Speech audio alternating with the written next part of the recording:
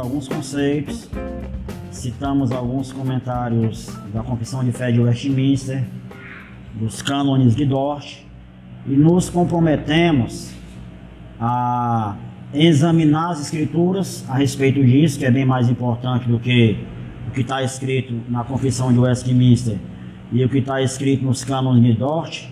Alguém poderia dizer, tudo bem, esses teólogos disseram essas coisas a respeito da predestinação, mas o que a Bíblia fala a respeito de predestinação?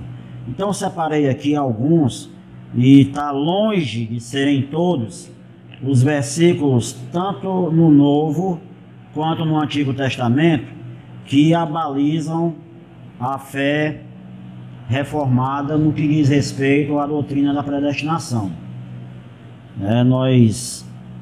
Nós falamos que alguns teólogos eles fazem questão de citar a dupla predestinação, que seria a predestinação para a salvação e a reprovação, que seriam as pessoas que não seriam chamadas eficazmente por Deus para a salvação através da fé em Jesus Cristo. Então eu quero que você já deixei essa página com você aí, para a gente ganhar tempo, certo? Nós vamos analisar aqui, na ordem que está nessa página, alguns versículos. Se você quiser se dar o trabalho em casa de examinar o contexto, porque é muito fácil construir, queridos, qualquer tipo de heresia a partir da Bíblia. Eu não sei se você sabe, né? Mas essas seitas pseudo-cristãs que existem por aí, elas têm os seus fundamentos, entre aspas, a palavra fundamento, nas Escrituras. Eles simplesmente escolhem alguns versículos, desassociam esses versículos do seu contexto, e a partir daí dá para a gente criar uma teologia, certo? É uma teologia sem fundamento, mas é uma teologia. Então, eu quero que vocês, se tiverem a curiosidade, examinem o contexto de cada um desses versículos, para que vocês entendam, percebam que eles não foram catados na pinça para construir uma teologia que favoreça aquilo que nós estamos ensinando, de forma alguma. A predestinação é uma doutrina que está ensinada em praticamente todos os livros da Bíblia, tanto do Antigo Testamento quanto do Novo. Algumas explicitamente, algumas citações são explícitas, outras são mais subjetivas, né? A gente subentende por conta do contexto. Mas vamos ver essa primeira, por exemplo, ó. Êxodo 33 e 19 é o primeiro versículo que a gente vai citar aqui, porque quando se fala de predestinação, quando você trata Deus por categorias humanas, realmente a gente fica meio assim, puxa, Deus é tão bom, né? Deus é tão maravilhoso, por que Deus vai separar só alguns para a salvação? Mas se você parar para pensar nessas coisas, você vai ficar louco. Você vai ficar louco se você parar para pensar nessas coisas a respeito de Deus, tratando Deus em categoria humana. Não podemos imaginar, eu já falei isso aqui, não podemos imaginar que os sentimentos de Deus, que a perspectiva de Deus, ela é semelhante ao ser humano, porque não é. Tudo que a gente faz é limitado por tempo, espaço e circunstância. Os nossos pensamentos, as nossas ideologias, tudo é limitado dentro da categoria humana. Deus não. Deus é, como disse o Karl Barth, é o totalmente outro. Não há absolutamente nada e nem ninguém a quem você possa comparar a Deus.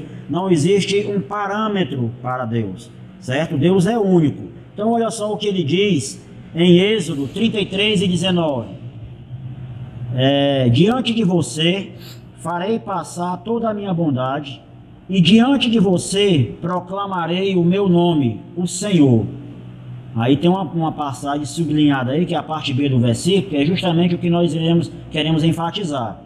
Terei misericórdia de quem eu quiser ter misericórdia, e terei compaixão de quem eu quiser ter compaixão. Olha só, se eu dissesse isso, talvez eu fosse taxado de arbitrário. Talvez eu fosse taxado de déspota. Eu vou ter misericórdia de quem eu quiser ter misericórdia. Eu vou me compadecer de quem eu quiser me compadecer. Se eu dissesse isso, provavelmente eu seria um cara, provavelmente não, certamente eu seria uma pessoa de opinião parcial. Eu teria 2 pesos e 2 medidas. Mas quem está dizendo isso é Deus. O apóstolo Paulo, ele vai usar essa passagem aqui. Isso aqui está no Antigo Testamento. O apóstolo Paulo ratifica isso aqui lá em Romanos capítulo 9. Ele cita essa passagem. Então você perceba que essa doutrina, ela é tão importante, e mais importante ainda porque ela está sendo ensinada no Novo Testamento, sendo que o que eles estão fazendo é uma interpretação do que está escrito no Antigo Testamento. Isso é doutrina. Quando você vê uma afirmação em um livro só, não é uma doutrina. Agora, quando você vê essa afirmação espalhada por inúmeros escritores diferentes dentro das escrituras, isso certamente é doutrina. Tem coisa que as pessoas dogmatizaram dentro das igrejas como doutrina, que está citada uma vez perdida. Aí eles, isso aqui é doutrina. Não é doutrina, isso não é doutrina, isso não é um ensinamento generalizado. Agora, o que Moisés afirma, os profetas afirmam, Jesus confirma, os apóstolos também confirmam, isso é doutrina. E isso que Deus fala é um negócio assim que partindo, mais uma vez eu digo, partindo de uma pessoa parece arbitrário, partindo de um ser humano. Terei misericórdia de quem eu quiser ter misericórdia e me compadecerei de quem eu quiser me compadecer. Partindo de um ser humano parece arbitrário, mas é de Deus. E Deus é justo e verdadeiro. Então ele certamente vai aplicar a sua misericórdia de acordo com a justiça e com a verdade. No Salmo 65, versículo 4, está escrito o seguinte: como são felizes aqueles que escolhes e trazes a ti. Olha só, se a Bíblia quisesse ensinar uma coisa que não fosse exatamente isso que nós estamos querendo dizer com relação à predestinação, por que estaria escrito a expressão aquele que tu escolhes? Por que não estaria escrito aqueles que te escolheram? Vocês estão entendendo? Então há uma clareza nessa afirmação bíblica. Aqueles que tu escolhes e trazes. Eficaz. Ele não somente escolhe, como é afirmado na doutrina arminiana, a questão da presciência de Deus. Eles afirmam, a gente vai falar um pouco sobre isso daqui a pouco, na graça preveniente, onde eles afirmam que Deus conhece quem vai aceitar, entre aspas, Jesus, e sabendo quem vai aceitar Jesus, ele escolhe. É uma coisa tão sem sentido, certo? É tão sem sentido isso, porque não há eficácia nisso. Agora, essa afirmação aqui, aquele que tu escolhe e trazes a ti, essa afirmação, ela vai estar abalizada pelo próprio Senhor Jesus. Já já a gente vai ver Jesus abalizando isso aqui. Se a gente passar isso para frente, já não vai encontrar nenhum canto dizendo que a gente escolhe, que o ser humano escolhe. A escolha é partindo do ser humano. Existe algumas afirmações, alguns versículos, algumas afirmações não, alguns versículos onde a gente tem uma ideia de que realmente o ser humano precisa escolher, certo? Agora, se a gente for colocar assim, se fosse medir por quantidades de versículos, nós teríamos aí cerca de 80% de versículos afirmando que Deus escolhe a pessoa e uns 30% de versículos onde o homem escolheria. E se você fosse olhar o contexto, você ia acabar vendo que não é o homem que escolhe. Se você pegar o versículo isolado, você vai ver algumas afirmações onde realmente dá a ideia de que o livre-arbítrio é verdadeiro. Está entendendo? Mas se você for examinar o contexto desses versículos, mesmo eles isolados, parecendo afirmar que a escolha pertence ao homem, se você for analisar o que precede e o que sucede, dentro desses versículos aí, você vai ver que a afirmação, ela tem uma explicação e ela é muito mais coerente, essa é a grande verdade, você afirmar que é Deus quem faz a escolha. Porque é uma escolha eficaz. O plano de Deus para a salvação, ele não simplesmente cria uma possibilidade. certo? Porque deixando a escolha dentro do direito do ser humano, então o plano de Deus não foi salvar ninguém. O plano de Deus foi abrir uma possibilidade para a salvação. Ele morre lá em Jesus, e abre ali uma porta, abre ali uma possibilidade para as pessoas serem salvas. Seria isso. Quem quiser vai ser salvo. O problema é que nós iremos ver hoje algumas passagens, e tem muitas passagens também com relação a isso, que não há a menor possibilidade do homem querer por conta própria. Não tem como. A natureza do homem em Adão, ela não sofreu só um escorregão.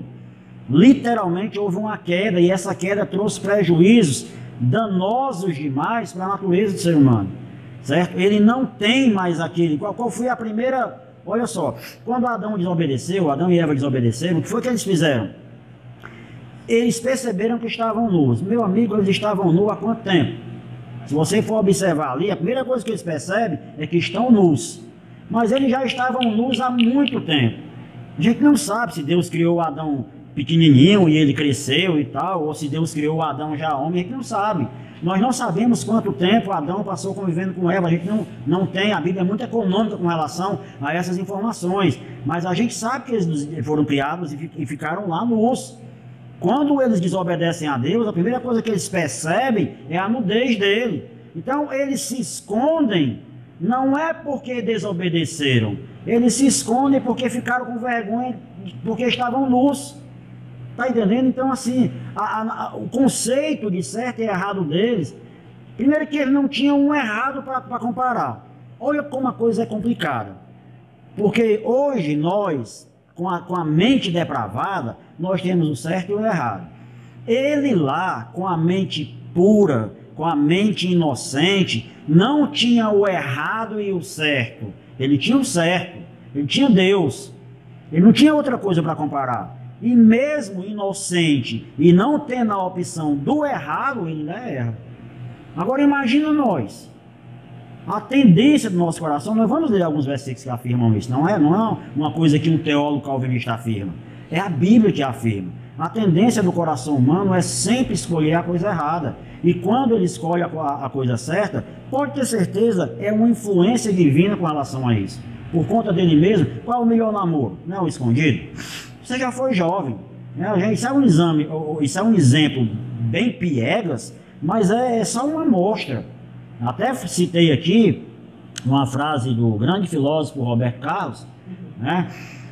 Tudo que eu gosto é ilegal, é imoral ou engorda. Isso aí é uma afirmação de uma das músicas do Roberto Carlos. E é verdade. O ser humano gosta de coisa errada. Ele gosta de fazer coisa que lhe prejudica. Ele até sabe que aquilo ali vai dar mal, mas ele continua fazendo. Mas a gente vai esclarecer isso com mais clareza. Aí a redundância aí. Eu acredito que a gente vai resolver, ninguém resolve não.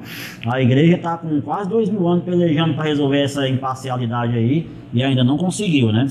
Mas se você comparar versículo com versículo, você chega à conclusão de que a soberania de Deus, ela tem muito mais coerência no fato de ele elaborar o plano da salvação e ele aplicar o plano da salvação.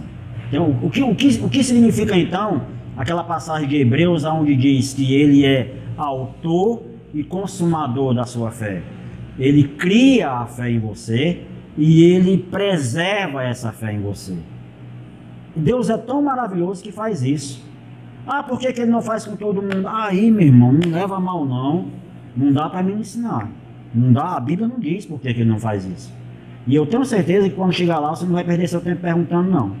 A presença de Deus vai ser algo tão maravilhoso que você não vai levar em consideração isso, não. Agora, ao invés de você estar quebrando a cabeça com isso, você deveria glorificar o nome de Deus por ter sido eleito. Certo? E não se preocupar porque alguém que você conhece que é gente boa não foi eleito. Você não sabe se ele foi eleito ou não. No momento, pode ser que a sua percepção daquela pessoa, no momento, seja de que ele não é um eleito, mas quem sabe daqui a 1 ano, 2 anos, 3 anos, sei lá, sabe lá que plano Deus tem na vida dessa pessoa. Nós não sabemos quem são os eleitos. Quem sabe quem são os eleitos é Deus. Quem aplica essa realidade no coração do homem é Deus, através da palavra. É por isso que a gente tem que pregar. Olha só isso aqui, ó. Olha como isso aqui é bem claro. Ezequiel, capítulo 36, versículo 26 a 28. Olha como isso aqui é claro. Isso aqui também está ratificado no Novo Testamento. Essa mesma passagem aqui está lá em Hebreus, capítulo 8 ou 9, se eu não estou enganado. Olha só. Olha só. Darei a vocês um coração novo e porei um espírito novo em vocês. Tirarei de vocês o coração de pedra e lhes darei um coração de carne. Porei o meu espírito em vocês e os levarei a agirem segundo os meus decretos e a obedecerem fielmente às minhas leis. Isso aqui é uma coisa mais clara do que isso aqui. É Deus fazendo tudo. É Deus trocando o seu coração. É Deus trocando os seus pensamentos. É Deus trocando os seus conceitos. É Deus colocando em você do seu espírito. É uma ação monergística de Deus. Não há uma cooperação humana aqui nessa afirmação. É Deus fazendo tudo. E isso aqui, mais uma vez eu digo, está ratificado no Novo Testamento. Essa mesma passagem aqui, o escritor aos Hebreus cita ela. Capítulo 8 ou 9 de Hebreus. Se eu não estou enganado, no capítulo 8. Ele vai falar sobre isso aqui. Outra passagem bem interessante, Mateus capítulo 11, versículo 27. Todas as coisas me foram entregues por meu Pai. Ninguém conhece o Filho, olha só, querido, a não ser o Pai. E ninguém conhece o Pai, a não ser o Filho, e aqueles a quem o Filho o quiser revelar. Olha, aqueles a quem o Filho o quiser revelar. Ou seja, Jesus não revela o Pai para todo mundo, e nem o Pai revela o Filho para todo mundo. Vocês estão lembrados daquela passagem clássica de Mateus 16, quando Jesus pergunta qual a opinião dos discípulos sobre ele? Pedro diz, eu creio que tu és o Cristo, o Filho de Deus. O que é que Jesus diz? Parabéns, você acertou. É isso que Jesus diz? Não, Senhor. O que Jesus fala? Tu és bem-aventurado, porque essa verdade te foi revelada pelo meu Pai que está no céu. As outras pessoas achavam que Jesus era Elias, Jeremias ou qualquer um outro dos profetas. Por que eles não tiveram um conceito verdadeiro acerca de Jesus, se eles estavam vendo as mesmas coisas que os discípulos estavam vendo? Porque o Pai revelou aos discípulos quem era Jesus. Jesus não é um profeta. Jesus é o Filho de Deus vivo. E Jesus, ele diz, olha, tu é feliz, porque o Pai te revelou isso. E Jesus está dizendo aqui que só conhece o Pai aquele a quem ele revela. O Pai só revela Jesus a quem ele quer, Jesus só revela o Pai a quem ele quer. Isso é arbitrário? É perigoso você afirmar isso, né? Para mim isso é bondade, não é arbitrariedade. Porque o ser humano, por conta dele mesmo, ele não quer Deus. Não quer Deus. Vou mostrar mais adiante para vocês. É interessante analisar que o conceito de arbitrariedade só tem sentido no conceito de democracia, onde a gente convive para o bem-estar do outro. Mas o conceito de arbitrariedade, ele se esvazia completamente quando se fala do relacionamento de Deus com o ser humano. Deus, de fato, é arbitrário. Não no sentido que a gente normalmente tende a achar nos nossos conceitos. Mas Deus manda e nós obedecemos. Se a arbitrariedade é o conceito de alguém mandar, Deus é esse ser. Eu vou escandalizar ainda mais vocês. O pastor acabou de chamar Deus de arbitrário, eu quase caio, né? Claro que não, irmão. Eu concordo plenamente com ele. Mas eu vou jogar mais terra no ventilador. Deus é amoral. Vou dar para você um exemplo clássico dessa afirmação. Deus, no seu decálogo, lá nos 10 mandamentos, o que é que Deus diz? Não matarás, não é verdade? Está escrito lá, não matarás. Quando as pessoas estão começando a entrar na terra prometida, qual é a ordem de Deus? Mata todo mundo. Hã? Acho que Moisés deve ter feito. Hã? Como é que é? Não está escrito lá na tábua da lei que não é para matar e agora você está mandando matar todo mundo? Mais uma vez eu vou dizer para vocês, meus queridos, não procure entender a Deus tratando-o em categorias humanas, você vai surtar. Deus é Deus. Só Ele é Deus. Só Ele pode mandar e desmandar. Só Ele pode fazer e desfazer. Ele é o que chama a existência aquilo que não existe. O universo foi criado do nada. O universo não foi construído a partir de alguma coisa. O universo foi criado a partir da palavra de Deus. Quem mais você conhece que pode fazer essas coisas? Ninguém mais. Então pode ter certeza que Deus possui prerrogativas que ninguém mais possui. E não adianta a gente contender, porque Paulo, imaginando que os romanos também iriam questionar essas afirmações dessa natureza aqui, o que é que Paulo diz? Será que porventura Deus é injusto? Poderia, Paulo faz até uma afirmação sarcástica, poderia a coisa criada dizer àquele que a criou, por que me fizeste assim? Paulo usa essa afirmação. Será que nós temos poder? Será que nós temos essa prerrogativa de questionar a Deus por que as coisas estão acontecendo assim e não de outra forma? Meu querido, se fosse assim, ele não seria Deus. E se fosse assim, ele não seria soberano. Mas a coisa que a Bíblia afirma mais categoricamente é a soberania de Deus. Incomparável. Incomparável. Não há que você possa comparar. Deus é dessa forma. Outra passagem. O conceito de arbitrariedade, ele é entendido na nossa convivência como que um indivíduo que está liderando um povo, que lidera conforme o seu próprio desejo. Mas o poder que fez com que aquele indivíduo estivesse no trono foi o povo que deu. Então, esse indivíduo que lidera esse povo deve liderar para o bem desse povo, porque quem colocou ele lá foi o povo. Por isso ele não pode liderar em detrimento desse povo. Quando ele faz isso, ele é um déspota, ele é qual é o nome que você falou? Ele está fazendo... Essa palavra, não, déspota mesmo. Não, outra palavra.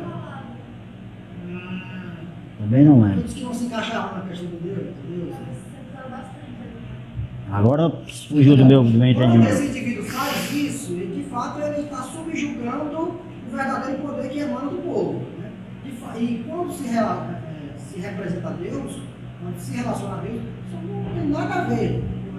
De fato, quem colocou Deus lá no trono não foi nós. Né? Ele já está lá no trono já desde toda a eternidade. Então nós colocamos ele lá. E a gente não pode tirá-lo de lá. Por isso ele manda e nós obedecemos. Exato. Por que Deus criou o universo? Ele poderia simplesmente não ter criado, irmão. Você lembra daquela historinha arbitrária? Você lembra daquela historinha que a gente via nos textos de comunicação e expressão? Antigamente não era português, não. Antigamente era comunicação e expressão. Comunicação e expressão, que era a matéria de português. Aí tinha um textozinho de um cidadão que questionava as ações de Deus, certo? Ele viu um pé de jabuticaba, né, com seu caulezão e tal. Aí viu umas frutinhas bem pequenininhas.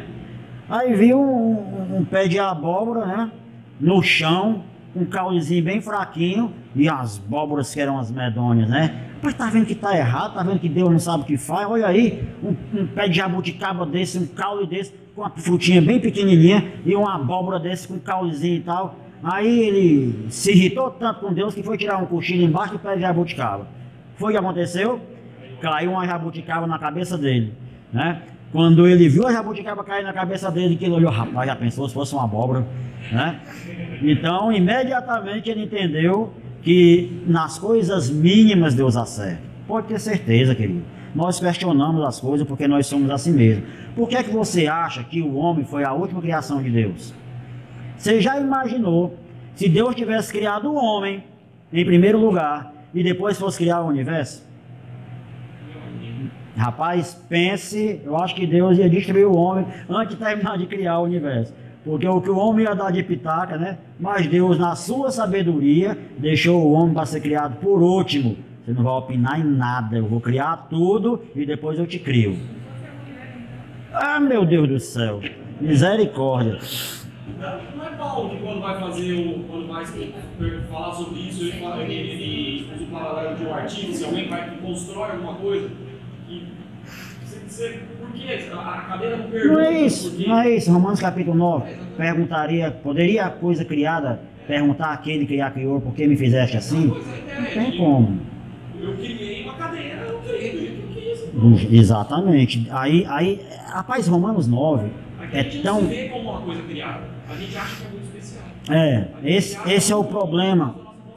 Esse é o grande problema, é porque o ser humano ele tem essa síndrome de poder, sabe? Qual foi o grande problema do diabo? Eu não sei como era o nome dele lá no céu, né? O pessoal diz que é Lúcifer, mas não existe não, tá na Bíblia não, viu, irmão?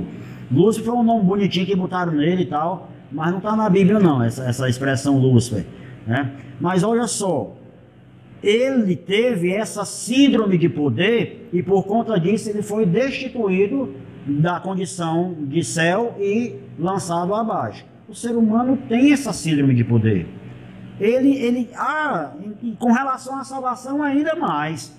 Não pode. Salvação é o homem que decide. Não é o homem que decide. Não tem como o homem decidir. Mas a gente vai amadurecer mais essa ideia. Vamos só ver. Eu quero que você em casa estude esses versículos. Compare esses versículos. Visite-os na Bíblia. Marque-os. Examine os contextos para ver se isso aqui está sendo uma afirmação separada. É muito importante que você entenda isso aqui e aceite. Creia. Não é aceitar, é crer. Mesmo que você não entenda, você creia. Não dá para entender tudo que Deus faz. Nosso relacionamento para com Deus é acreditar. Só isso.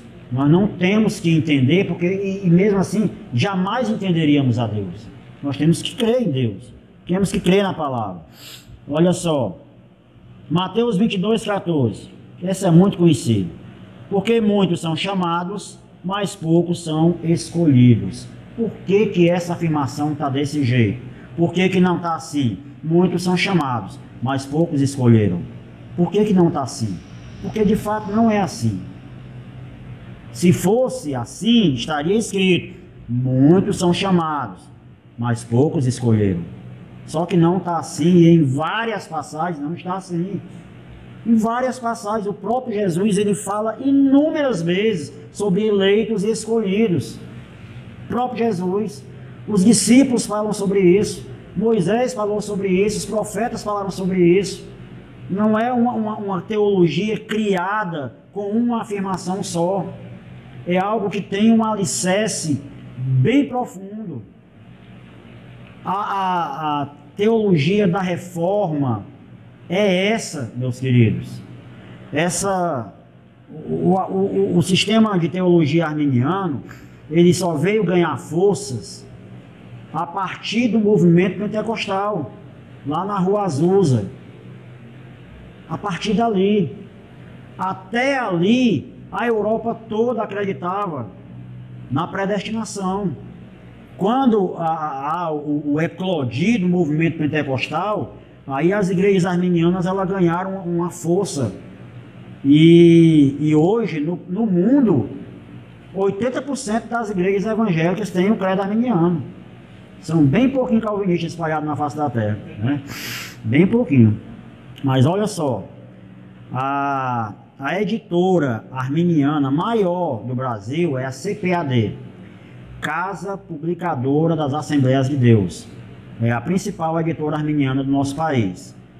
Por que será que de uns 5 anos para cá a CPAD tem lançado tantos livros de teólogos calvinistas? Por que será? Não sei se você sabe, mas aí, entre as Assembleias de Deus, dentro das Assembleias de Deus, está se agigantando o número de pessoas que estão abraçando a teologia calvinista. Por que estão fazendo isso? Porque estão confirmando nas Escrituras. Qualquer pessoa que tiver a humildade, deixa eu jogar para você aqui. Eu era um arminiano convicto. Convicto. Comprava livros assim, indistintamente. Uma vez um cidadão chegou para mim e disse: Rogério, você acredita na predestinação? Você acredita? Não acredita na predestinação da igreja. Quem estiver na igreja é predestinado, quem não estiver na igreja não é predestinado. Essa é a afirmação arminiana. Aí, se eu lhe der um livro, você lê? Leio. Ele pegou um livro, ele era o vendedor lá da loja. Ele pegou um livro, As Antigas Doutrinas da Graça. Me deu esse livro, está aqui, leia esse livro. Eu parei tudo que eu estava lendo e comecei a ler e confirmar na Bíblia. Meu amigo, quando eu terminei esse livro, eu estava doido. Eu estava igual um pinto no lixo. Você vai ver um pinto ciscando no lixo, ele não sabe o que fazer de tanta alegria. Coloca um pintinho assim num cisqueiro para tu ver a alegria dele. Era eu quando terminei de ler esse livro. Rapaz, eu quero mais, eu quero mais, eu quero mais. E comecei a estudar. E quanto mais eu estudava, mais eu me convencia de que essa afirmação é a afirmação bíblica. Certo? Então não é uma coisa que a gente caiu de paraquedas.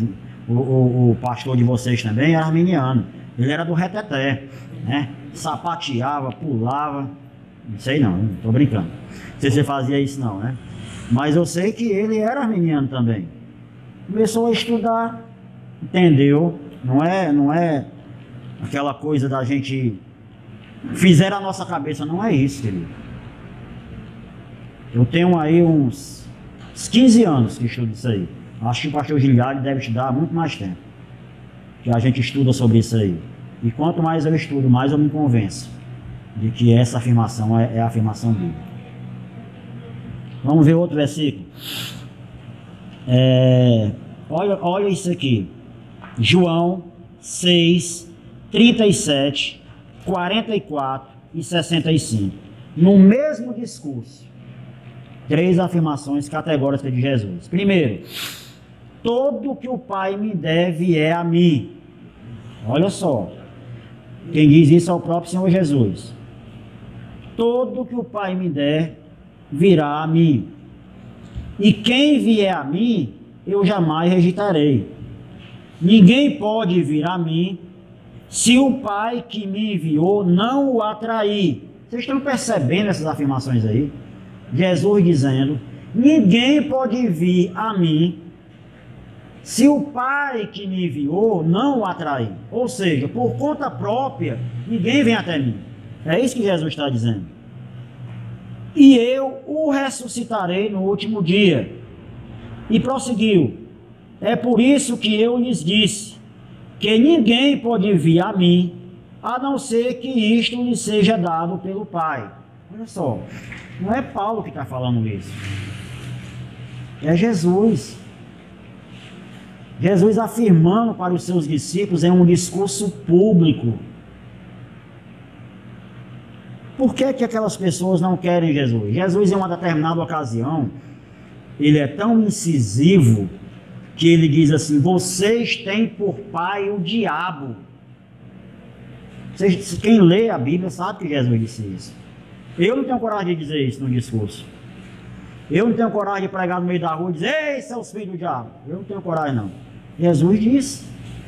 Sabe por que vocês não creem em mim? Porque vocês têm por pai o diabo. E vocês não creem em mim. Se o Pai trouxer vocês a mim, vocês crerão. Mas enquanto o Pai não trouxer, vocês não vão crer. É isso que ele está falando aqui. E é muito claro. Não é algo que está implícito. É uma afirmação explícita de Jesus. Ninguém vem a mim se o Pai não trouxer. É o Pai quem traz. Por que o Pai não traz todo mundo? Eu não sei, meu querido. Eu não sei. João 15,16. João é o apóstolo que mais usa dentro dos evangelhos essa afirmação de Jesus. Ele é o que mais, onde está mais clara a questão da soberania de Deus. João 15,16. Vocês não me escolheram, mas eu os escolhi para irem e darem fruto. Fruto que permaneça, a fim de que o Pai lhes conceda o que pedirem em meu nome. Vocês não me escolheram, eu os escolhi. Meu Deus, o que é que eu vou falar disso aqui? O que é que eu vou acrescentar nisso aqui? Não há o que acrescentar, meus irmãos. Atos 13:48. Ouvindo isso, os gentios alegraram-se e bendisseram a palavra do Senhor, e creram todos os que haviam sido designados para a vida eterna. Quem creram? Somente os que haviam sido designados para a vida eterna. É a Bíblia que está dizendo isso, meus irmãos. A questão é, nós não sabemos quem são esses designados para a vida eterna. Por isso devemos pregar indistintamente. A gente deve pregar para todo mundo. Só serão despertos do sono do pecado aqueles que Deus despertar.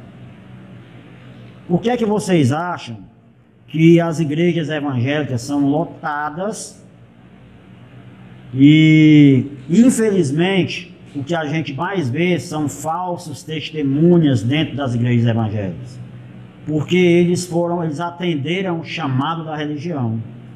Eles não atenderam, eles não nasceram de novo. Essa é a grande verdade. Eles estão todos mortos ali. Estão todos vestindo vestimentas de folha de figueira. Vocês lembram qual foi a primeira vestimenta de Adão? Estavam nus, costuraram folhas e se cobriram. Deus disse: isso aí não. Um animal foi morto, a pele desse animal foi usada para vestir ao casal que estava nu. Então essas pessoas que estão nas igrejas evangélicas aí, a grande maioria estão vestidas com folha de figueira. Quem se veste com a pele do animal, quem entende que justiça própria não tem de si mesmo, quem entende que só está diante de Deus porque Deus chamou e não seria de outra forma, quem consegue entender que não tem diante de Deus mérito nenhum, esse nasceu de novo. Acho que vocês não conheceram, acho que não. Mas teve um pregador aí, ele ainda existe, só que ele agora é político, né? Não vou dizer o nome dele não, mas alguém vai se lembrar. Quando ele chegava numa igreja que ia pregar, ele fazia uma oração clássica. Ele começava a oração assim: Senhor, se eu tenho mérito diante de ti, coloca um anjo na direita, um anjo na esquerda, um anjo cercando essa igreja, um anjo não sei quantos quilômetros de distância. Ele dizia isso: se eu tenho mérito diante de ti. Eu queria saber qual foi a passagem bíblica que ele leu para fazer essa oração, porque na Bíblia não há nenhuma passagem que nos faça entender que a gente tem algum mérito diante de Deus. Pelo contrário, quanto mais a gente se aproxima de Deus, menor a gente se desconsidera. Pode ter certeza disso. Quanto mais você busca a Deus, mais você consegue enxergar a sua imperfeição. Sabe aquelas pessoas que dizem que estão se santificando e não querem conversa com mais ninguém? Não assiste nada, não escuta nada, não quer conversa com o vizinho, porque eu estou me santificando. Mentira. Mentira. Quanto mais a pessoa busca a Deus, ela vê defeito em si, não nos outros. Ela vê em si. E quanto mais ela busca a Deus, vendo os defeitos dela, mais ela tem misericórdia das outras pessoas. Mais ela compreende as outras pessoas. Mais ela trata as pessoas a partir das suas qualidades e não dos seus defeitos. Quem trata as pessoas a partir dos defeitos são pessoas carnais, soberbas, que não conseguem enxergar a imundícia do seu próprio coração. O que é que está escrito no livro do profeta Isaías?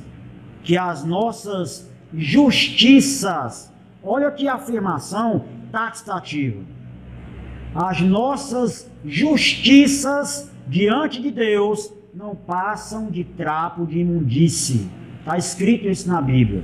As nossas coisas boas diante de Deus não passam de trapo de imundície. Agora imagina as nossas coisas ruins.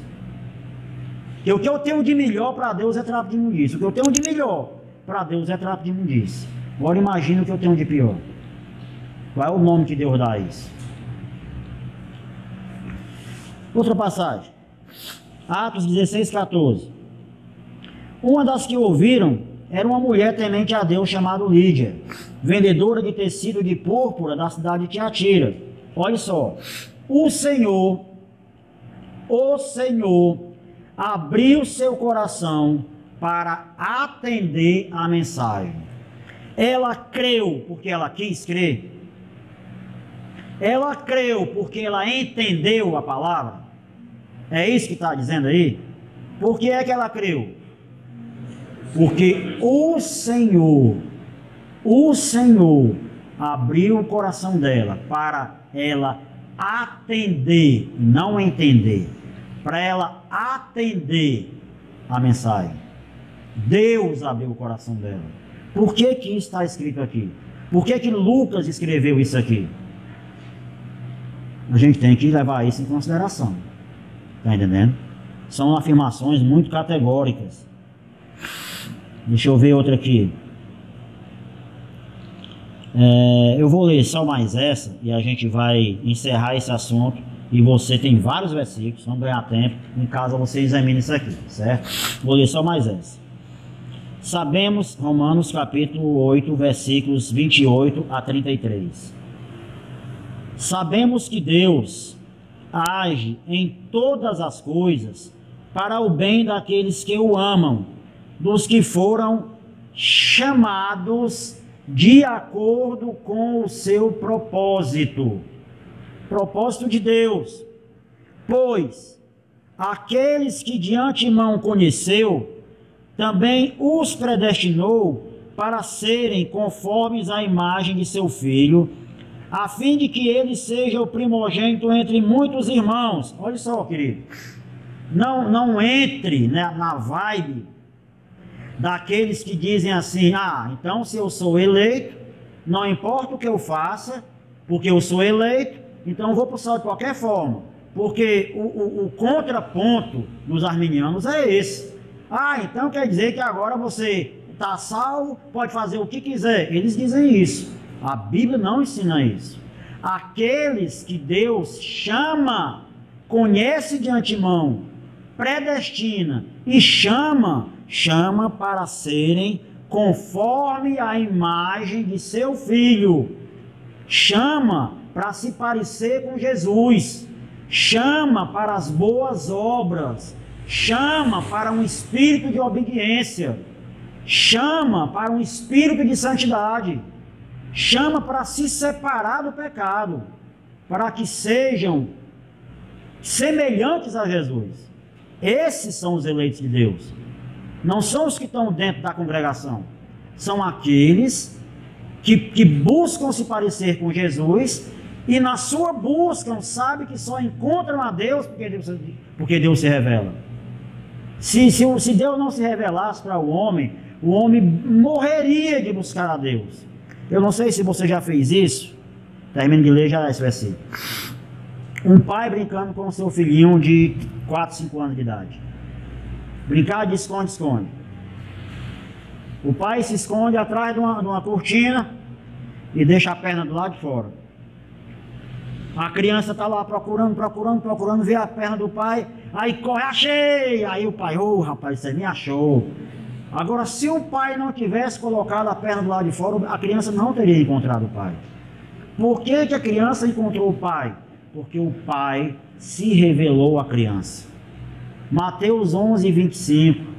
Graças te dou, ó Pai, Criador dos céus e da terra, porque ocultaste essas coisas aos sábios e entendidos e as revelaste aos pequeninos. Sim, Pai, porque assim te aprouve.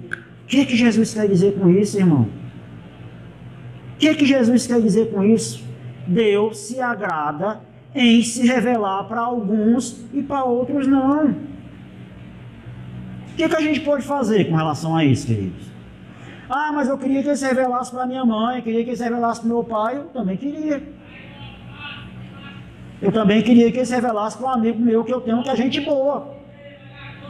Eu queria que ele se revelasse para o meu patrão, que é gente boa. E até oro para que isso aconteça. Mas só vai acontecer se Deus quiser. E só vai acontecer quando Ele quiser. Orar, nós devemos sim orar. Devemos sim interceder para que Ele se revele para as pessoas, indistintamente. Mas pode acreditar, isso só acontecerá se Deus quiser. Não é fruto da sua oração, não. É a vontade dele. Vamos lá. Para que ele seja primogênito entre muitos irmãos, Jesus. E aos que predestinou, também chamou. E aos que chamou, também justificou. Aos que justificou, também glorificou. Que diremos, pois, diante dessas coisas? Se Deus é por nós, quem será contra nós? Aquele que não poupou o seu próprio filho, mas o entregou por todos nós, como não nos dará juntamente com ele e de graça todas as coisas? Presta atenção, meu irmão, presta atenção. Será que Deus, na sua magnífica sabedoria, iria permitir que Jesus passasse por tudo que ele passou para abrir uma possibilidade de salvação? Porque o mais doloroso, queridos, você já levou uma topada que arrancou a cabeça do dedo? Já levou uma pancada na canela assim no pé da cama que você teve vontade de dizer todos os palavrões do calendário mundano? Uma pancadinha, uma topadinha, tá? Uma dor de dente, aquela que você bebe gasolina, bota gasolina na boca para parar de doer, você faz tudo. Eu já botei álcool puro na boca para parar a dor de dente. Eu queria que parasse a dor de dente. Olha, são dores isoladas que nós, seres humanos, sentimos por conta das sensibilidades nervosas com as quais nós fomos capacitados. Jesus foi 100% homem, igual a mim e a você. Agora, invoca o pensamento de tudo que Jesus passou e pergunta se não doeu. Não, ele era Deus e era homem, absolutamente. Aí, vem comigo aqui. Você acha que Deus se sujeitaria a passar por tudo que ele passou em Cristo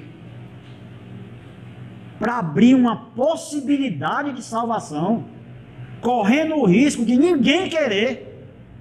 É o que o apóstolo está dizendo aqui.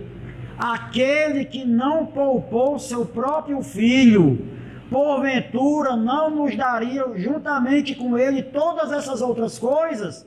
Que outras coisas? Predestinar, o chamar, o justificar e o glorificar. Será que ele que deu o seu próprio filho não faria tudo isso conosco? Chamada eficaz de Deus, queridos. Ele chama e segura. A chamada universal, já falei na aula passada, é para todo mundo. Quem quer um alívio pode vir. Venha o macumbeiro, venha o espírita, venha o estuprador, venha o líder de facção, venha quem quiser. Deus tem alívio para todo mundo. E tem, irmão. Tem. Deus tem alívio para todo mundo. Mas descanso só para os eleitos. Descanso só para os chamados. Só para os filhos. Esses terão descanso. Os demais terão alívio. Então não imagine, não entenda em vão essa graça de Deus abrir uma possibilidade e quem quiser vem, quem não quiser. Meu Deus, ele não seria mal da mesma forma? Ou não? Porque no meu entendimento ele seria mais mal agindo dessa forma. Pá, o seguinte, tá aqui, ó. Eu abri a porta, passa quem quer.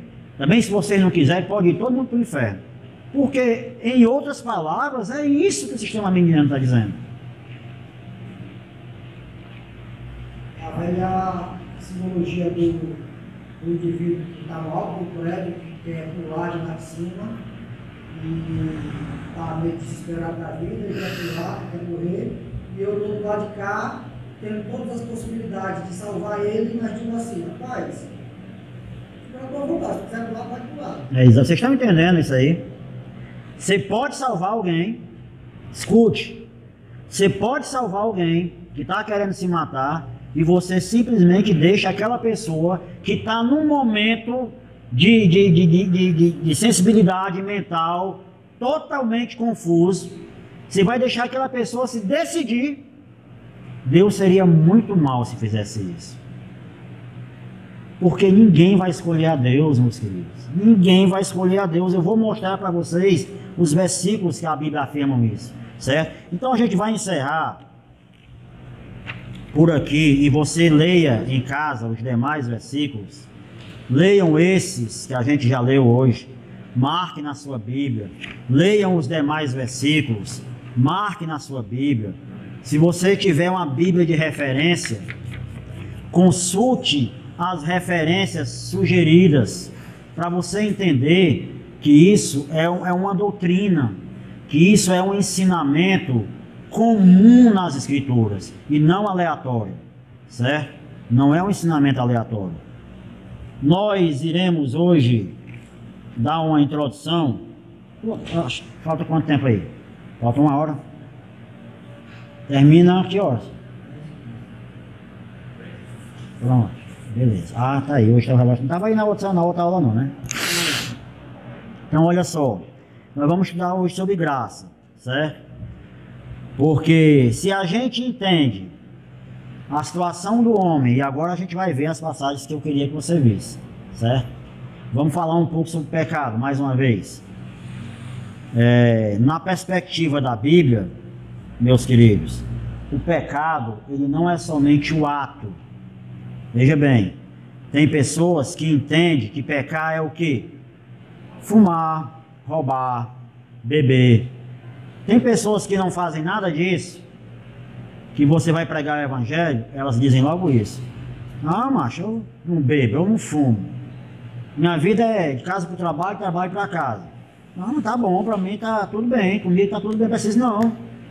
Ou você nunca levou essa resposta nos peitos? Eu já levei várias vezes, de falar do amor de Deus para pessoas com a vida íntegra, e a pessoa simplesmente dizer isso. Não, mas tu é doido, é? Isso aí é para fulano de tal, que tá, tem que morrer de beber cachaça. Ele precisa disso, mas eu não preciso não. Eu não fumo, eu não bebo, eu não roubo. Minha vida é trabalhando e fazendo coisa boa. Meu coração é bom. Você nunca passou por isso, não? Ah, então você nunca pegou o evangelho, não. Né? Porque o que a gente mais escuta é isso, esse tipo de desculpa. Só que a Bíblia ensina que essas coisas não são um pecado. Essas coisas são consequências do pecado. Que o pecado na Bíblia é um estado mental. A gente poderia afirmar categoricamente de que pecado é aquilo que nós somos. Nós nascemos com essa inerência. Você não precisa ensinar nada de errado para as crianças. Tem uma coisa que eu me lembro, pastor Giliard, eu tinha 6 anos de idade. Eu não lembro que eu comi ontem na janta. Mas eu me lembro de uma coisa que eu fiz com 6 anos de idade. Eu era criado trancado dentro de casa. Mas eu lembro que um vizinho meu, que tinha uma situação financeira bem melhor que a nossa, era filho de um bodegueiro, sem saber não o que é bodega, né? Hoje esse pessoal só fala em mercantilzinho e tal, mas antigamente tinha as bodegas, tá? Mercearia antigamente não era bodega. Então esse rapaz era filho de um bodegueiro, e foi lá para casa e levou um bocado de carrinho de brinquedo, e eu tinha um carro só, um carrinho só, ele tinha vários. Naquela brincadeira lá e tal, todo mundo brincando e tudo, eu peguei um carrinho e 6 anos de idade, e toquei um carrinho. O menino juntou os carrinhos dele e foi para casa. Aí o que é que eu fiz? Olha só, não foi a minha mãe que disse isso. Eu tenho que dar um jeito de fazer com que ele não reconheça o carrinho dele. Aí passei a gilete na porta do carro e abri as portas do carro. Cortei o lugar do retrovisor e tal, mutilei o carro do meninozinho. Quando ele chegou lá em casa, ele diz: ei, mas esse carrinho aí é meu. Não, senhor.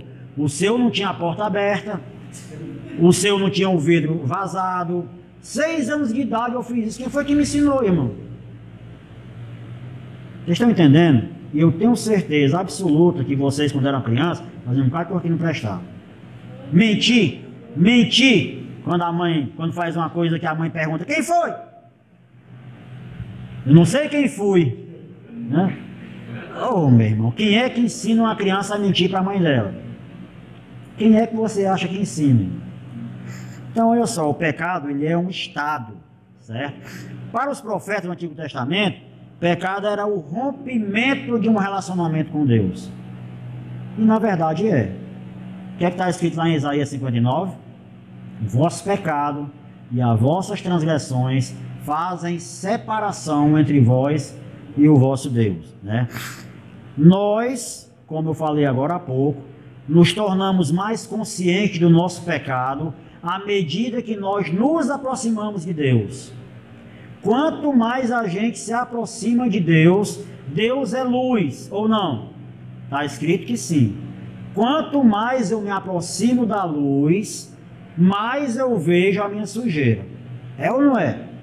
Biblicamente falando, isso é uma verdade.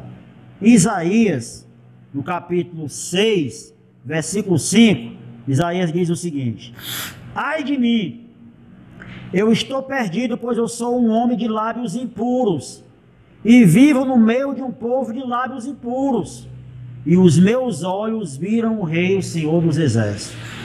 Até então Isaías estava numa boa. Quando ele vê a Deus, quando ele tem aquela visão dos serafins sobrevoando sobre a cabeça de Deus, ele diz: estou perdido, eu sou um pecador, meus lábios são impuros. E é tão maravilhoso a Bíblia registrar isso aqui, que o pecado que ele percebe nele é que ele era um homem de lábios impuros.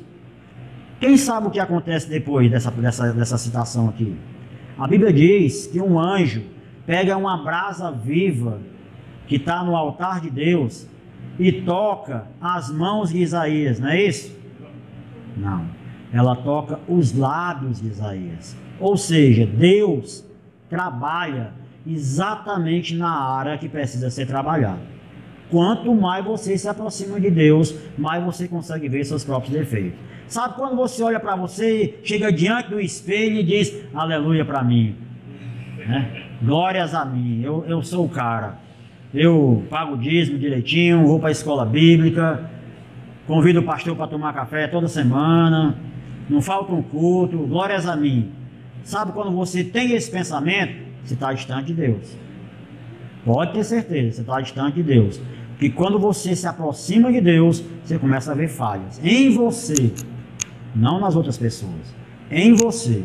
Se você acha que você está 100%, lamento dizer para você, você está desviado. E eu acho que está pior do que um desviado. Porque uma pessoa que nasce de novo e deixa de exercitar a fé, ela sabe que está fazendo as coisas erradas. Agora quando você, pronto, eu vou dizer como é que você está. Você está com a sua consciência cauterizada. Se você olha para a sua vida e diz: rapaz, a minha vida está aqui um exemplo de integridade cristã. Se você pensa de você isso, a sua consciência está cauterizada. Você precisa se aproximar de Deus. Salmo 51, eu vou pedir que você leia em casa para a gente ganhar tempo. 51, do versículos 1 ao 9, onde Davi, depois de ter cometido uma grande bobagem, ali ele estava distante de Deus, viu? Fez uma grande bobagem.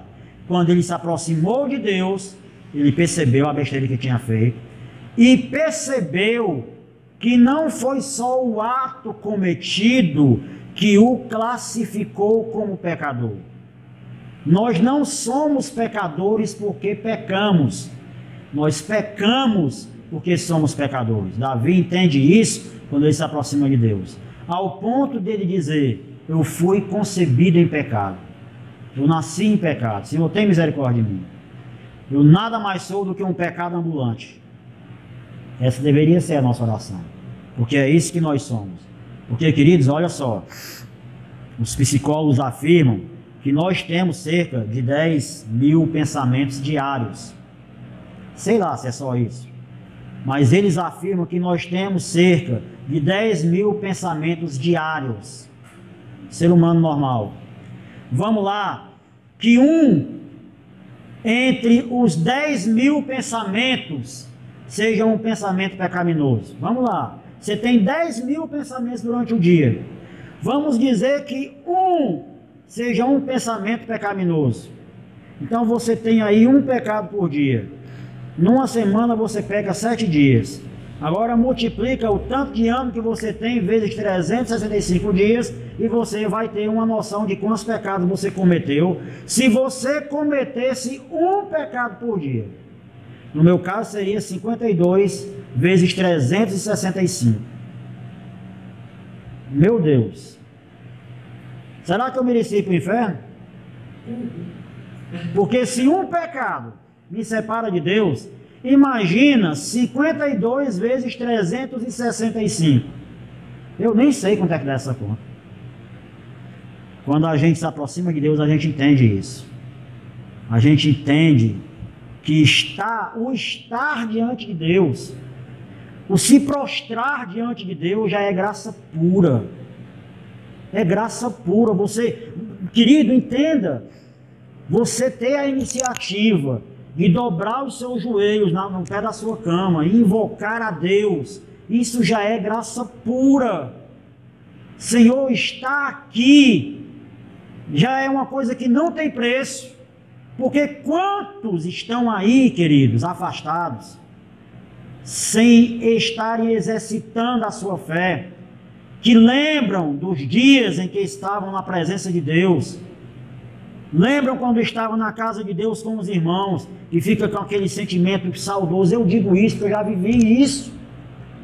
Eu olhava para as pessoas muitas vezes, eu ia de bicicleta para o trabalho sozinho, e ficava pensando, Senhor, como era legal aqueles momentos de oração com meus irmãos, e a gente simplesmente perde a força de estar com eles, perde a força de ir para a igreja, perde a força de ler a Bíblia, perde a força de orar. Meu querido, um crente que vive sem orar, ele vive sem se relacionar com Deus. Um crente que a vida dele só ora quando vem para a igreja, só lê a Bíblia quando vem para a igreja. Vocês lembram daquela irmã que perdeu o óculos? Foi para o culto de doutrina, chegou lá, meu Deus do céu, chegou em casa, perdi o óculos. Passou a semana todinha, quando foi no domingo, foi para a igreja, pastor, e aí, tá tudo bem, irmã? Tá não, pastor, perdi o óculos. Foi mesmo, rapaz, perdi o óculos, não tenho condição de comprar. Aí sentou-se lá, quando abriu a Bíblia, o óculos estava dentro da Bíblia. Querido, como é que dá para passar a semana sem ler as Escrituras? Como é que dá para dizer? Eu nem vou perguntar quem faz isso, pelo amor de Deus. Mas como é que eu posso dizer que eu tenho tempo para tudo e não tenho tempo para ler as Escrituras? Como é que eu posso dizer que sou filho de Deus? É dizer que não quero ouvir meu Pai. O crente escuta Deus aqui, querido, numa pregação. E a pregação é o quê? É a explanação da palavra de Deus. É aí que você escuta Deus. Eu tenho meus problemas de acreditar em pessoas que dizem que ouviram a voz de Deus claramente. Eu tenho problemas com essas pessoas. Eu ouvi Deus da mesma forma como você está me ouvindo, ouviu Deus falar comigo. Eu nunca ouvi. João disse que no dia que ouviu a voz dele parecia com a voz de 1000 trovões. Aí Deus vai falar comigo desse jeito. Manso e suave, né? A tua informação, 18.980 pecados. Só, né? Isso se eu pecar um por dia, né? Isso se eu pecar um por dia. Às vezes, só uma pontuação, fazendo uma ligação entre a explanação e a leitura da Bíblia. Longe de menosprezar a explanação e a exposição da palavra de Deus, você não sabe que não é isso que a gente está dizendo, mas a explanação da palavra de Deus, a pregação, né? Ela corre muito mais o risco e o perigo de estar contaminada pelo pensamento, a ideologia do indivíduo que está pregando, do que a simples leitura minha lá em casa, eu com a Bíblia lendo, somente recebendo uma revelação pessoal, né? Somente o texto. Aí às vezes a gente terceiriza esse falar de Deus através da exposição da palavra de um pregador, de um pastor, sem ter exatamente essa noção do bíblico. Por mais que o pastor ele se esmere e tente ali passar exatamente o que o texto está passando, há ainda esse perigo. E o crente, às vezes, a maioria, a realidade infelizmente é imprescindível dizer isso, que a maioria dos crentes, eles fazem essa terceirização. Não, eu quero ver o pastor pregando, porque aí tem a explicação e tudo mais, e aí menospreza essa leitura, quando de fato, talvez, ele seria muito mais alimentado na leitura simples da Bíblia do que na exposição da palavra. Teria uma revelação particular. Privilégio, né? Grande privilégio. Lucas capítulo 5, versículo 8. Quando Simão Pedro viu isso, prostrou-se aos pés de Jesus e disse: afasta-te de mim, Senhor, porque eu sou um homem pecador. Simão, diante de Jesus, prostra-se diante de Jesus e diz: Senhor, se afaste de mim, eu sou pecador. Então, quanto mais você se aproxima de Deus, mais você percebe em si a sua condição pecaminosa, certo? Agora, olha só, os atos pecaminosos da pessoa, eles têm origem dentro do coração do homem. Vocês lembram que nós falamos na aula passada que alguns estudiosos sociólogos afirmam que a moral é construída pelas convenções sociológicas, ou seja, o indivíduo é moldado pelo meio em que ele vive. Essas afirmações fazem parte de um conceito extremamente humanista, de que o homem nasce como uma página em branco, como disse o John Locke, nasce como uma página em branco e as convenções da sociedade é que vão construir o seu caráter. Não é isso que a Bíblia ensina. Olha só, Gênesis 6 e 5. O Senhor viu que a perversidade do homem tinha aumentado na terra e que toda a inclinação dos pensamentos do seu coração era sempre e somente para o mal. O que é que eu faço com isso aqui na Bíblia? O Senhor viu que a inclinação dos pensamentos do homem eram sempre e somente para o mal. Ah, irmão, isso é radical demais. Então Deus é radical. Porque Deus olha para você e diz: rapaz, ai de você se não fosse eu. Deus olha para mim e diz: sem mim você estaria perdido. E graças a Deus eu tenho essa condição, eu tenho esse entendimento. Que se não fosse Deus, não tem perigo de eu estar aqui. Não teria perigo de eu estar aqui. Eu acho que não estaria mais nem vivo. Levando a vida que eu levava, certamente não estaria mais vivo. Isaías 29, 13. O Senhor diz: esse povo se aproxima de mim com a boca e me honra com os lábios, mas o seu coração está distante de mim. O coração. Pior de tudo é isso, é que Deus conhece o coração. Se Deus não conhecesse o coração, era mais fácil a vida de um crente. Que dava para a gente enrolar Deus, né? Porque a gente enrola o pastor, a gente enrola a esposa, enrola o esposo, enrola a dirigente da oração, mas enrolar Deus não dá. Porque enquanto eu canto, Deus olha para o meu coração. É tão artificial a nossa adoração, na maioria das vezes é tão artificial. O que é que eu deveria fazer quando eu canto? Senhor, eu te adoro levantando as minhas mãos. O que é que eu deveria fazer naquele momento? Levantar as mãos. Poxa, eu estou afirmando que o levantar das minhas mãos adoram a Deus e eu estou assim. Querido, não, esse louvor não está partindo do coração, não está, irmão. Porque se você realmente estivesse adorando a Deus nessa afirmação, ainda que fosse naquele momento, você levantaria suas mãos. Mas como é artificial, você não levanta, porque é artificial. E o pior é que Deus sabe. O livro do profeta Isaías, no capítulo 1, tem uma lapada tão grande no povo que dá é pena. Leia em casa, viu? Capítulo 1 do profeta Isaías. Quando Deus diz que está com nojo das celebrações, onde Deus disse: quem foi que chamou vocês para cá? Vocês me adoram com os seus lábios, com a sua boca, mas o coração de vocês está distante de mim. É sério, queridos. Jeremias 17, 9. O coração é mais enganoso do que qualquer outra coisa e a sua doença é incurável. Quem é capaz de compreendê-lo? Deus dizendo isso. Não, meu coração é bom. É nada.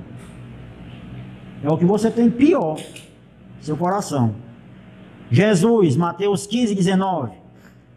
Pois, olha como os sociólogos estão errados em afirmar que o homem é construído pelo meio. Olha como eles estão errados. Olha como é o homem quem constrói o meio e não o contrário. Mateus 15, 19. Pois do coração saem os maus pensamentos, os homicídios, os adultérios, as imoralidades sexuais, os roubos, os falsos testemunhos e as calúnias. É a sociedade que ensina isso ao homem? Não. É o homem que lança isso na sociedade. É o contrário. E por que o homem lança isso na sociedade? Porque ele é mau. Inerentemente mau. Porque o coração dele está repleto do que não presta.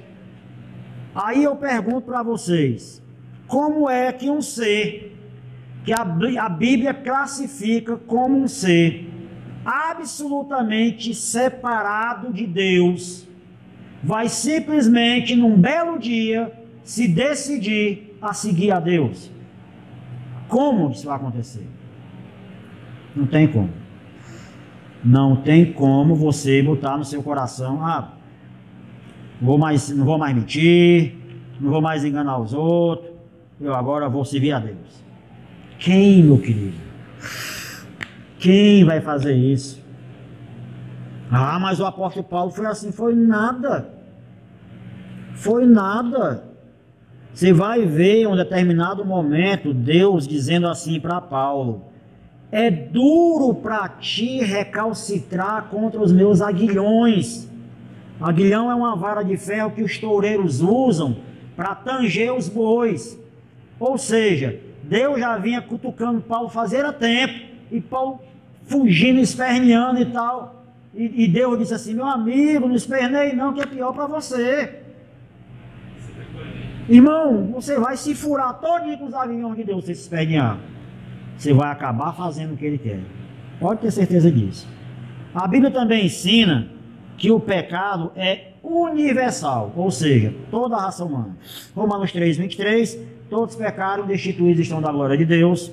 Eclesiastes 7, 20, todavia não há um só justo na terra, ninguém que pratique o bem, ninguém que nunca peque. Eclesiastes 7, 20. Provérbios 20, versículo 9, quem poderá dizer, purifiquei o meu coração e estou livre do meu pecado? Quem pode dizer isso?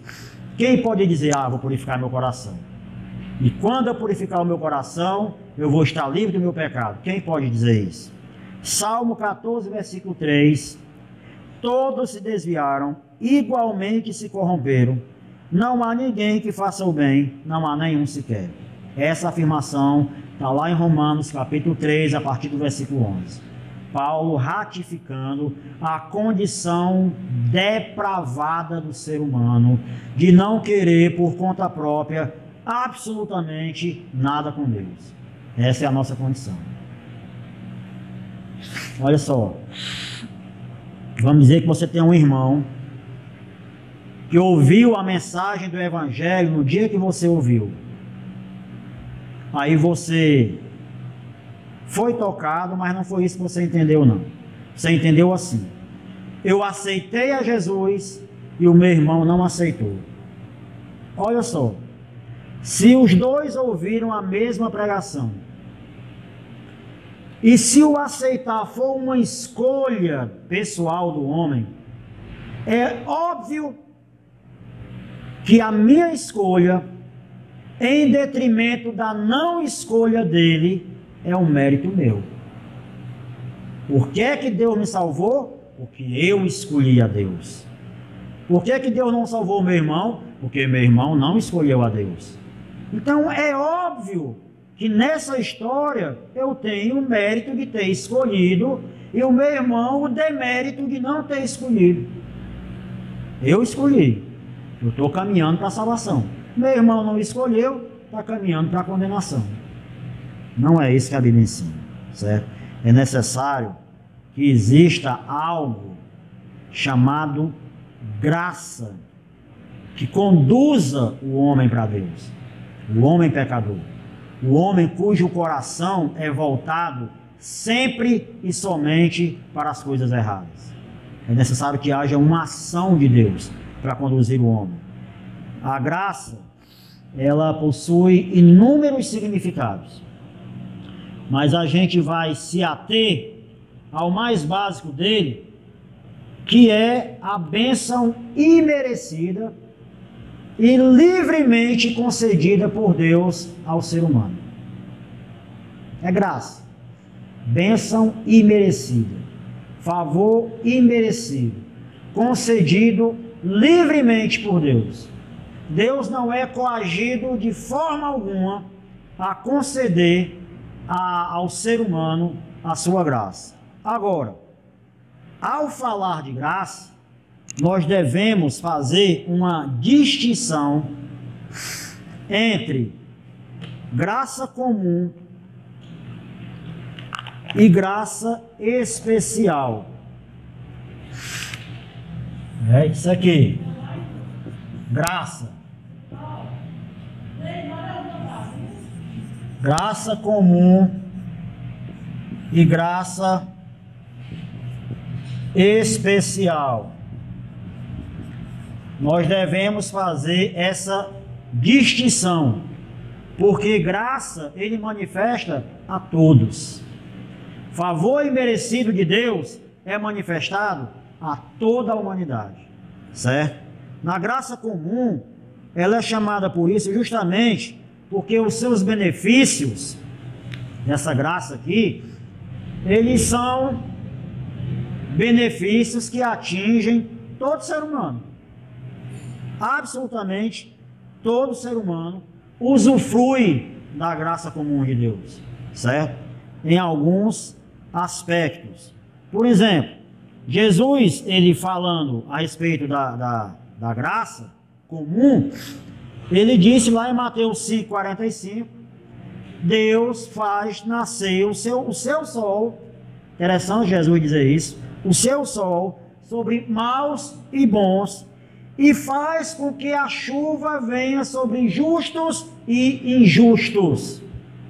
Olha como Deus é maravilhoso. O seu sol nasce sobre maus e bons, e a sua chuva vem sobre justos e injustos. O que é isso? Graça. Graça comum. É a graça que atinge todas as pessoas. E nós vimos isso no ciclo ecológico da chuva, da semeadura e da colheita. O homem ara a terra, o homem semeia a terra, Deus envia a chuva, a terra frutifica, o homem colhe, e todos os seres humanos da face da terra são atingidos. Comer é graça. Você está lá com um prato de arroz, com feijão, né? E não, irmão, só tem um ovozinho, uma mortadelazinha. Graça pura. Não é desgraça não, viu, irmão? Quando você estiver diante de um prato de arroz com feijão e um ovo, você não diga, ô desgraça. Diga isso não, viu? É graça pura. Você nem teve que plantar aquele arroz. Está lá na sua mesa. Se Deus não tivesse enviado a chuva. Se Deus não tivesse capacitado a terra com minerais para proporcionar a germinação daquela semente. Então você entende que o ar que a gente respira é graça. A graça antecede qualquer coisa, até mesmo a criação. Até mesmo a criação, a graça antecede a criação. Se eu entender, se eu partir da afirmação que o Cordeiro de Deus, que é a maior manifestação da graça especial de Deus, foi morto antes da fundação do mundo, eu entendo que a fundação do mundo foi uma gestação da graça de Deus. Deus pariu o universo por pura graça. Qual a necessidade que Deus tinha de criar o universo, irmão? Eu não sei vocês, mas eu adoro ver aquelas paisagens exuberantes, umas serras bonitas, umas florestas, a fauna, a flora, o fundo do mar. Eu fico fascinado com a natureza. Como Deus é criativo, pura graça, pura graça. Deus poderia ter feito os animais horríveis, o mundo sem cor, sem cheiro, a comida sem sabor. Deus poderia ter feito tudo isso. Comida de astronauta, né? Todo mundo vai comer comida de astronauta. Vagalume sem luz. Vagalume, não é? Olha aí, eu criava vagalume quando era criança. Hoje ninguém sabe nem o que é vagalume. Perguntar o que é vagalume pro filho do Zé, não sabe o que é. Ninguém vê. Mas antes, na escuridão, só aqueles fachos luminosos. É graça, irmão. Tudo isso é graça. A graça comum. Graça manifestada a todos os homens. De que outra forma a graça é manifestada a todos os homens? Através da ação de Deus na sociedade. Queridos, conhecendo o coração do homem, sabendo que o homem é sempre inclinado para o mal, se Deus não freasse as ações dos seres humanos, como nós estaríamos nesse mundo? Você já viu quando acontece uma catástrofe em algum país, um terremoto, um tsunami, um deslizamento num país, numa cidade, sei lá, e inúmeras pessoas ficam desabrigadas? O que é que aquilo ali desperta, irmão? Desperta o altruísmo no coração de inúmeras pessoas. Alguém começa a separar uma roupa, um alimento, outro cria uma conta e as pessoas começam a depositar dinheiro. Daqui a pouco nações enviam mantimentos para aquelas nações, pessoas vão para lá para dar assistência. O que é isso? É graça comum de Deus, despertando o que há de melhor no ser humano e freando o que há de pior. A graça de Deus, ela age na sociedade, capacitando o homem a administrar as pessoas, a cidade, de forma que ela seja governável. Porque se Deus tirasse a sua graça da sociedade, o mundo viraria de cabeça para baixo, irmão. Todas as pessoas fariam exatamente aquilo que está proposto no seu coração. Será que você nunca se reincriminou por um pensamento e você pensou uma coisa e disse: meu Deus, tem misericórdia, eu sendo um servo de Deus pensei em um negócio desse? Você nunca passou por uma situação dessa, não? Porque eu passo, tem momentos que eu estou aqui, pensamento bizonho na minha mente, eu digo: misericórdia, Senhor, repreende esse pensamento. Meu Deus do céu, sou filho de Deus, como é que é esse pensamento? Agora imagina se Deus me deixasse à mercê de mim mesmo, irmão. É isso que a Bíblia chama de Deus endurecer o coração.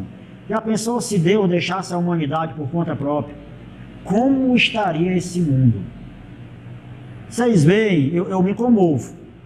Eu me comovo demais ao ver essas pessoas que dedicam as suas vidas a ajudar aquelas pessoas da Etiópia. Nem são crentes, são nada.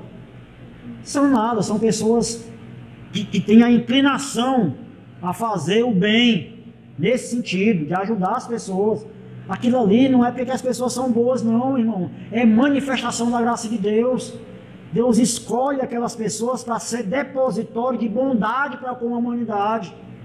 Pessoas que saem recolhendo os animaizinhos abandonados para castrar, outras que levam para abrigo, aí vão atrás de adoção para os animaizinhos. São coisas boas, essas coisas me comovem.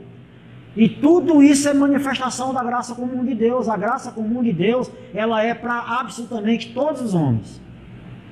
Todos os homens são beneficiados com a graça comum de Deus. Os piores dos homens são beneficiados com a graça comum de Deus. Agora, existe uma outra graça, e essa graça é chamada graça especial ou salvífica. Graça especial ou salvífica. Ao passo em que a graça comum é manifestada universalmente, a graça especial, ela é manifestada somente aos eleitos. Somente aos eleitos. É a graça que redime, santifica e glorifica.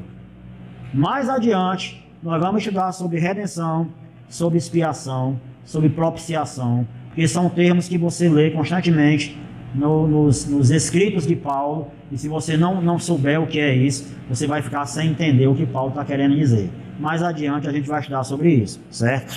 Então, 2 Coríntios capítulo 5, versículo 18, está escrito o seguinte: ora, tudo provém de Deus, que nos reconciliou consigo mesmo por meio de Cristo. Olha só, Deus nos reconciliou. Não foi o homem que se reconciliou com Deus. Foi Deus que nos conciliou consigo mesmo por meio de Jesus Cristo. A graça regeneradora, que é o outro nome dado à graça salvífica, ela não somente salva, mas ela também transforma. Olha que coisa maravilhosa. Se somente chamasse, mas ela não faz só isso. Ela chama, transforma e revitaliza o ser humano. Vocês estão lembrados da passagem de Ezequiel, quando Deus diz: tirarei o coração de pedra, colocarei o coração de carne, porei em vocês o meu espírito. Isso é a graça especial de Deus, aonde Deus não somente lhe chama, mas Ele muda o seu caráter, Ele muda você. Agostinho, ele vai dizer que agora Deus faz com que as pessoas queiram aquilo que antes rejeitavam. É graça, graça especial. O ser humano andava sem rumo. Você, querido, vamos ler uma passagem aqui que você está feio de ler, mas vamos ler de novo aqui. Efésios capítulo 2. Olha só. Vamos ler no outro espírito, certo? Você lê isso aqui, conhece isso aqui mais que o caminho de casa, né? Vamos ler agora de outra forma.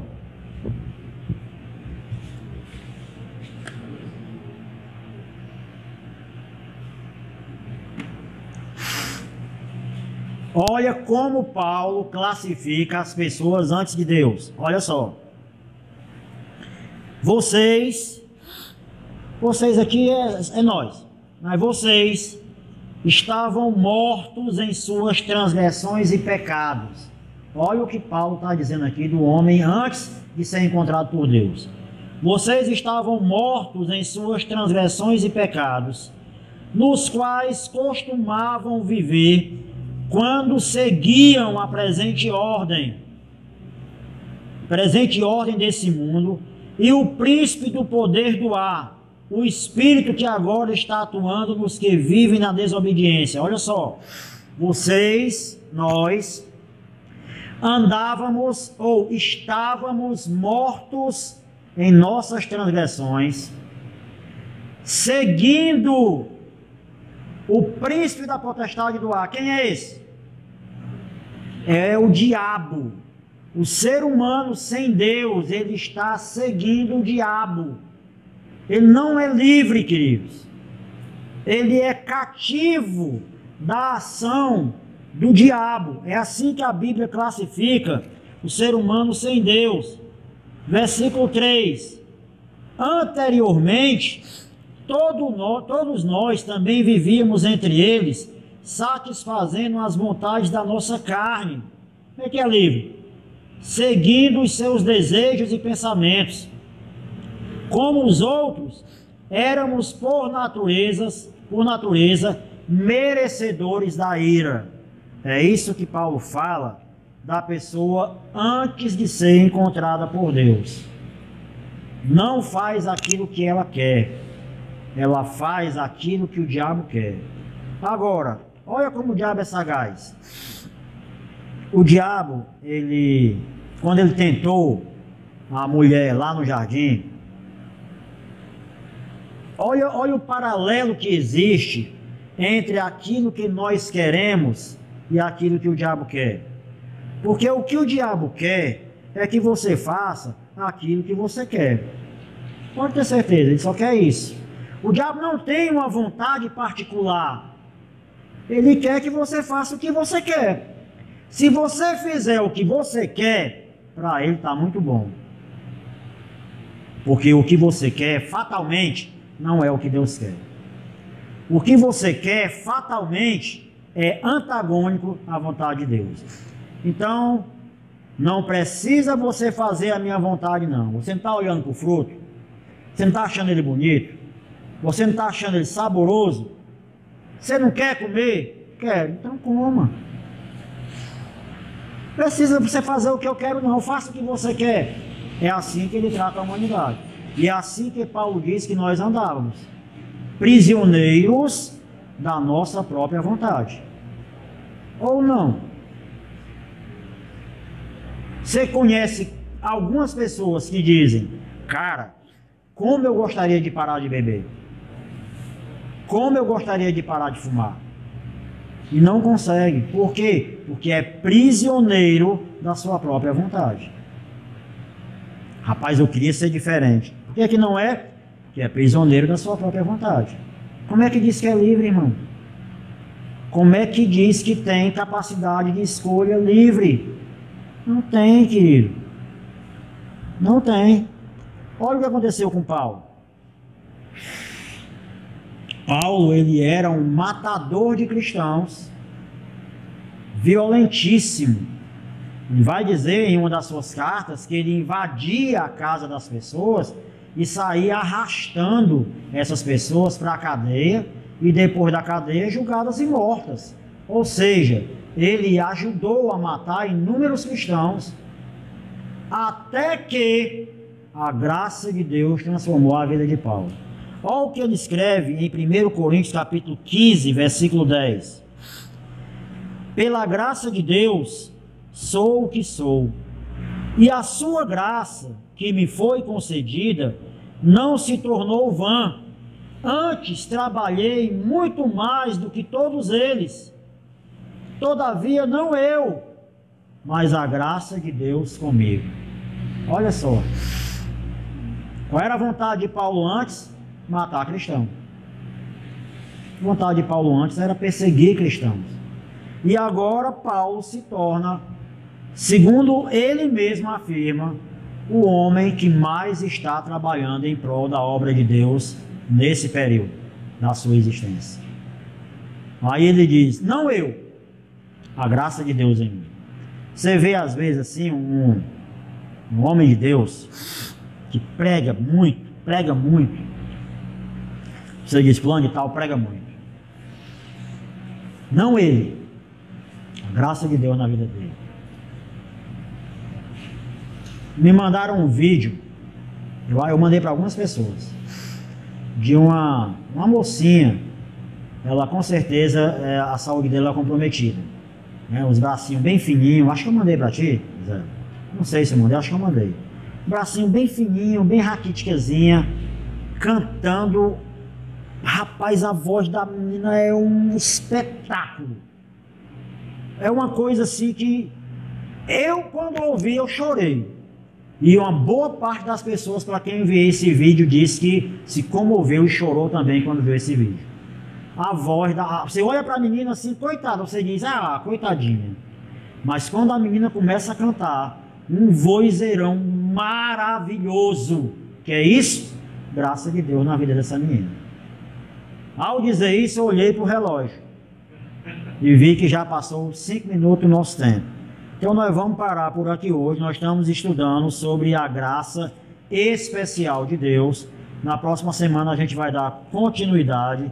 Estaremos falando sobre alguns aspectos dessa graça. Falaremos sobre a graça preveniente, a graça eficaz, a graça irresistível e a graça preveniente do ponto de vista da doutrina arminiana. Se Deus quiser, a gente conclui esse assunto da graça no próximo domingo. Amém, querido? Deus abençoe a todos. O pastor vai orar por nós mais uma vez para a gente encerrar.